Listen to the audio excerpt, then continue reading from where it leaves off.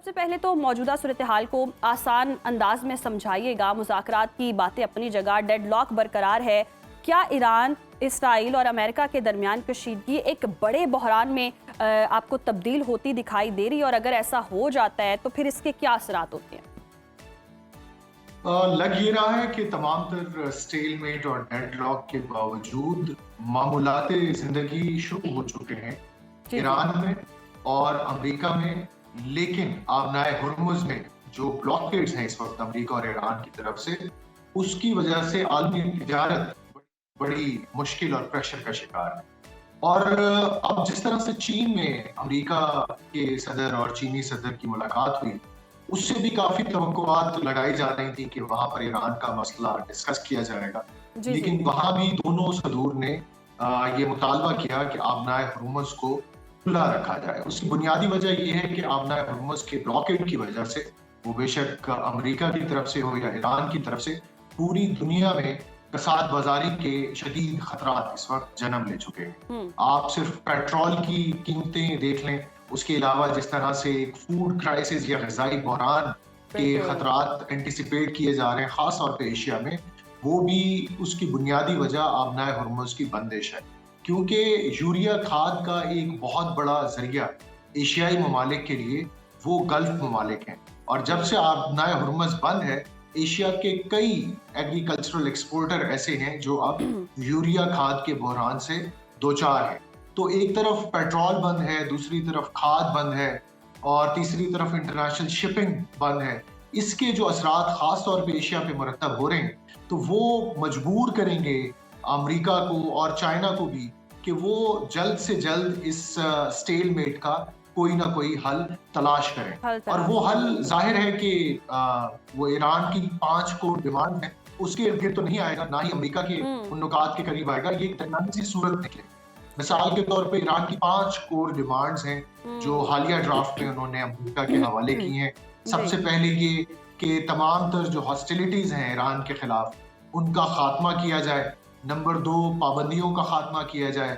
Number 3, Iran के जो frozen assets हैं उनका खात्मा किया जाए। नंबर 4, ईरान के जो नुकसानात हुए हैं जंग में, उसकी रेपरेशंस दी जाए। नंबर 5, आबनाए हुर्मुज पर ईरान की खुद मुख्तारी को तस्लीम किया जाए। तो यहाँ पर मुझे लगता है कि सिर्फ जो 5वां नुक्ता है उस पर तनाज़ा जारी है अमेरिका और ईरान के दरमियान। बाकी 4 नुकात पर तो इनकी एक एग्रीमेंट तकरीबन हो चुका है। जी सही, ऐसा ही लग रहा है। जो 5वां पॉइंट आपने रखा है उसी पर ही डेडलॉक बरकरार है, और अहम तरीन पेशरफ्त ये हुई है कि चीन और अमेरिका दोनों आबनाए हुर्मुज खुली रखने की बात कर रहे हैं। तो क्या चीन ईरान को पीछे हटने पर मजबूर करता दिखाई दे रहा है आपको? देखिए, ईरान काफी लचक का मुजाहरा दिखा रहा है जब से मुज़ाकरात शुरू हुए हैं, और अमेरिका की तरफ से जो पोस्चरिंग की जा रही है वो थोड़ा सा प्रॉब्लम्स क्रिएट कर रही है। ईरान ने यकीनन अपनी कोर डिमांड्स में रखा है कि आबनाए हुर्मुज पर उसकी खुद मुख्तारी तस्लीम की जाए, लेकिन Iran as a responsible member of international community ये समझता है कि ये मुमकिन नहीं है।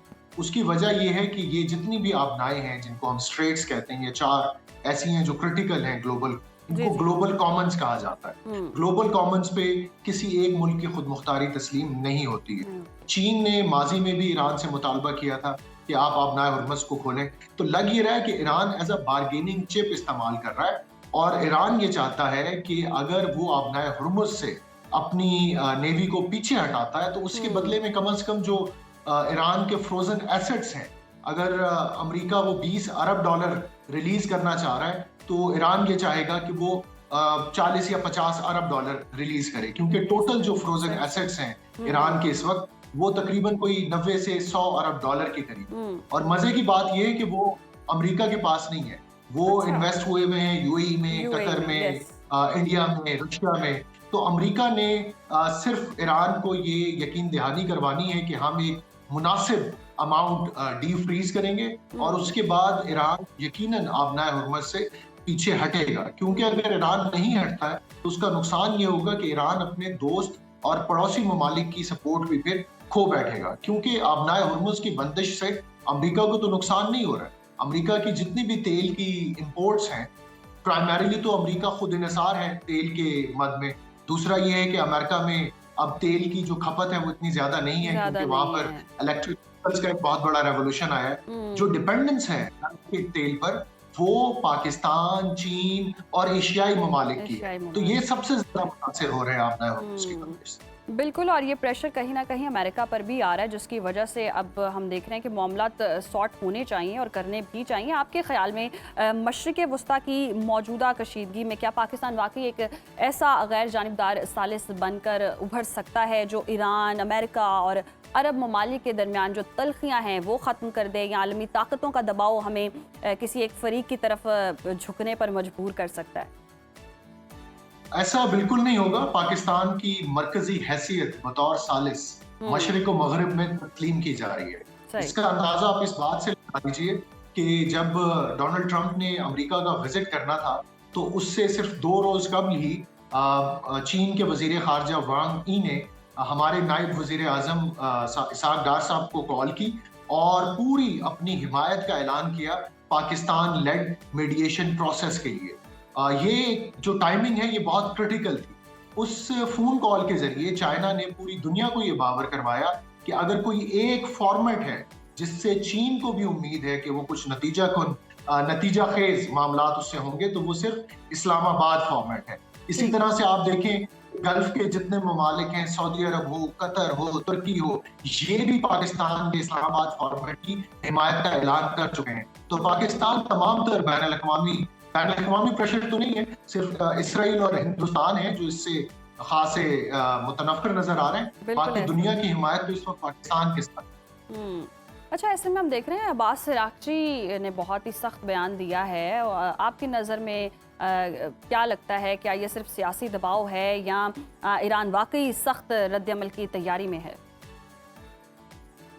देखिए, पोस्चरिंग तो दोनों अतराफ से हो रही है जब से सीज फायर हुई है, और ये पोस्चरिंग इसलिए होती है ताकि ज्यादा से ज्यादा कंसेशंस एक दूसरे से ली जा सकें। हाँ, अब्बास अराग़ची साहब का जो बयान न्यू दिल्ली में इन्होंने दिया है, I think he means it. उसकी बुनियादी वजह ये है कि ईरान ये चाहता है कि ब्रिक्स के प्लेटफॉर्म से कम एक मुश्तरका बयान सामने आ जाए जो ईरान पर जारियत की मजम्मत करता हो। ब्रिक्स के कई ममालिक ऐसे हैं जो इस वक्त ईरानी नुक्ता नजर की हिमायत कर रहे हैं, सिर्फ इसराइल और इंडिया को निकालकर। इसराइल अगरचे ब्रिक्स का मेंबर नहीं है, लेकिन हिंदुस्तान ब्रिक्स के एक फाउंडिंग अरकान में था। लेकिन जिस तरह से हिंदुस्तान इसराइल के करीब हुआ है पिछले चंद सालों में, तो ईरान बहुत रिकंसिडर कर रहा है अपने ताल्लुकात को हिंदुस्तान के साथ भी। तो अराग़ची साहब ने न्यू दिल्ली में बैठकर ये जो लबो लहजा अख्तियार किया है, उसका मुखातिब सिर्फ इसराइल नहीं है बल्कि हिंदुस्तान भी है कि ये हमारी हिस्ट्री का एक डिफाइनिंग मोमेंट है, और अगर इसमें भी हिंदुस्तान हमारे साथ नहीं खड़ा होता है तो फिर ईरान को हिंदुस्तान के साथ अपने ताल्लुकात को दोबारा रिकंसिडर करना पड़ेगा। सही, और हम देख भी रहे हैं कि इसराइल और अगर भारत की बात करें तो चुभता भी उन्हें है कि पाकिस्तान तरक्की करता हुआ दिखाई दे रहा है, तो उनको तो वाकई ये बड़ी प्रॉब्लम हो रही है। इसराइल की अगर हम बात करते हैं और यूएई के मुबैना खुफिया ताउन की खबरें भी सामने आ रही हैं, जबकि अमारात इसकी तरदीद भी कर रहा है, तो क्या खलीजी ममालिक वाकई अब खुलकर इसराइल के करीब जा रहे हैं? सबसे पहले तो हमें ये देखना पड़ेगा कि जिस तरह से रफ्ता रफ्ता इसराइल के ऑफिशियल बयानिए में पाकिस्तान का जिक्र बढ़ रहा है, इसका मतलब है कि अब इसराइल अपनी तोपों का रुख पाकिस्तान की तरफ भी करेगा। ये ढके छुपे तो करते थे, लेकिन इनके ऑफिशियल बयानिए में पाकिस्तान का जिक्र उस तरह से नहीं होता था। 2 दिन कबल भी नेतन्याहू ने बहुत शिकवा किया कहीं बैठकर कि इसराइल के खिलाफ जितनी भी बैनुल अक़वामी कैंपेन हो रही है वो पाकिस्तान की बेसमेंट्स में बैठे हुए लोग चला रहे हैं। तो यकीनन इसराइल के खिलाफ एक सेंटिमेंट है, हमारे माशरे में भी है, हमारी हुकूमत ने भी उसका इजहार किया है। लेकिन जिस तरह से अब ये पाकिस्तान के खिलाफ अपना ऑफिशियल बयानिया बना रहे हैं, तो हमें लग रहा है कि हिंदुस्तान के साथ उनकी एक क्लोज अलाइनमेंट हो चुकी है, और उस क्लोज अलाइनमेंट में यूनाइटेड अरब एमिरेट्स भी शामिल है। बदकिस्मती से एक ऐसा मुसलमान मुल्क जो अपने तहफ़्फ़ुज़ के लिए बजाय इसके कि मुस्लिम इत्तेहाद की बात करे, वो इसराइल और हिंदुस्तान की तरफ दे। और ये कोई नई बात नहीं है। इसराइल ने यूएई ने पिछले 5 सालों में खास तौर पर सऊदी अरब का दामन छोड़कर, पाकिस्तान का दामन छोड़कर वो इसराइल और हिंदुस्तान के करीब हुआ है। इन्होंने आज से 5 साल पहले I2 U2 नामी एक फॉर्मेट बनाया था, जिसमें Israel, India, United Arab Emirates और यूएसए शामिल था। अब उस फॉर्मेट के जरिए ये चाह रहे हैं कि गल्फ का नया सिक्योरिटी स्ट्रक्चर तश्कील दिया जाए, लेकिन गल्फ जीसीसी की अगर आप बात करें, जिसमें सऊदी अरब भी शामिल है, बहरीन भी शामिल है, कुवैत भी, कतर भी, यूएई भी, तो सिर्फ यूएई हमें एक साइड पे नजर आता है। बाकी जीसीसी के बिल्कुल जितने भी ममालिक हैं, जी वो इस वक्त पाकिस्तान और सऊदी अरब की क़यादत में खित्ते का सिक्योरिटी आर्किटेक्चर तश्कील देने के ख़्वाह हैं। सही तो यूएई को अपनी ऑप्शंस और चॉइसेस को रिकंसीडर करना पड़ेगा। रिकंसिडर करना पड़ेगा। अच्छा खुरम साहब, जिस तरह से हम देखते हैं पहले इसराइल और अमेरिका दोनों एक पेज पर दिखाई देते थे, फिर ये जंग का मामला शुरू हुआ और कहीं ना कहीं अब इसराइल के जो ऑब्जेक्टिव्स हैं वो अचीव नहीं हो पाए और अमेरिका जो है इस जंग से निकलना चाहता है, सेफ एग्जिट चाहता है। ऐसे में भारत और इसराइल का गठजोड़ बनता हुआ दिखाई दे रहा है। पाकिस्तान की सालिसी भी बहुत ज़्यादा उन्हें तकलीफ दे रही है और तशवीशनाक बातें भी सामने आ रही हैं उनकी जानिब से। तो आप को लगता है खित्ते में कोई नई सफबंदी हो सकती है, ये गठजोड़ भी सामने आ सकता है? सफबंदियां हो चुकी हैं। ओके जिस तरह से पाकिस्तान एक मरकजी किरदार के तौर पर सामने आया, सऊदी अरब जिस तरह पाकिस्तान की सपोर्ट कर रहा है, जिस तरह से तुर्की आगे बढ़कर सामने आया ईरान की हिमायत में, तो लग ये रहा है कि अब इस खित्ते की क़यादत, ये अब हम जनूबी एशिया की बात नहीं कर रहे हैं, अब जी हम जी जनूब मगरबी एशिया की बात कर रहे हैं। और ये पूरा जो रीजन है, इसमें ये तीन ममालिक पाकिस्तान, सऊदी अरब और तुर्की एक अहम किरदार अदा करेंगे। जहां तक इसराइल और हिंदुस्तान के इत्तेहाद का ताल्लुक है, तो तारीखी तौर पर हमने देखा है जब तक हिंदुस्तान में सेकुलर हुकूमतें थी, उन्होंने हमेशा फलस्तीनी कॉज की हिमायत की थी। कांग्रेस ने हमेशा फलस्तीन की हिमायत की, लेकिन जब से बीजेपी बरसर इक़्तिदार आई है, इनका जो हिंदुत्व का एजेंडा है, that is closely aligned with the Zionist agenda of Israel. Okay इसलिए जब मोदी साहब ईरान पर हमले से कबल इसराइल गए थे, तो वहां पर इन्होंने कहा था कि इसराइल इज द फादरलैंड, यानी अगर हिंदुस्तान मदरलैंड है तो हिंदुस्तान इसराइल फादरलैंड। जी तो जी ये एक किस्म की इसराइल और अमेरिका, इसराइल और हिंदुस्तान की मैरिज ऑफ कन्वीनियंस करवा रहे हैं, और जो हो चुकी है।